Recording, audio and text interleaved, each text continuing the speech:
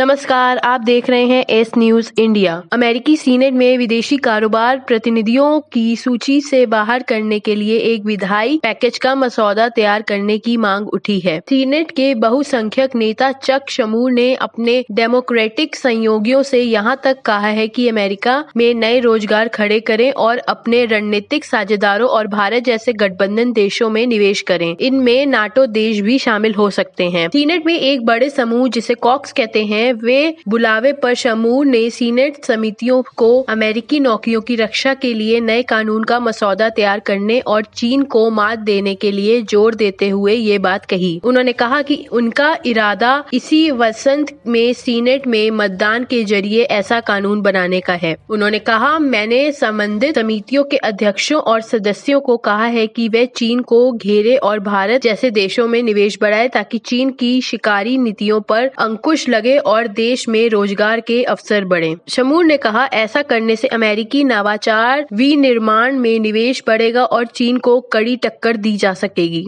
इस कानून के केंद्र में निर्दलीय और तीव्र सदनीय विधेयक एंडलेस फ्रंटियर एक्ट होगा, जिसे शमूर ने पिछले साल सीनेट टॉड एंग, माइक गैलांग और भारतीय अमेरिकी सांसद रॉ खन्ना के साथ सदन में रखा था। अमेरिकी सीनेट ने बहुसंख्यक नेता चक शमूर ने कहा कि भारत और नाटो जैसे गठबंधनों से रिश्ते बढ़ाने और निवेश करने से अमेरिका न सिर्फ चीन में संस्थापित उद्योगों को काट सकेगा, बल्कि विदेशों में अमेरिकी निवेश भी मजबूत करके हम चीन को पछाड़ सकेंगे। इसके अलावा चीन में विदेशी स्रोतों का आधार रोकने के लिए हम अमेरिकी सेमीकंडक्टर उद्योग को मजबूत करने के लिए गंभीर निवेश करेंगे। अमेरिकी राष्ट्रपति जो बाइडेन ने चीनी प्रभाव का मुकाबला करने के लिए कनाडा के पीएम जस्टिन ट्रूडियो से बातचीत की और दोनों नेता आपसी समन्वय पर राजी हुए। उन्होंने उत्तरी अमेरिकी एरोस्पेस डिफेंस कमांड के आधुनिकीकरण के लिए कई पारस्परिक चिंताओं पर एक साथ काम करने पर सहमति भी जताई। इस बातचीत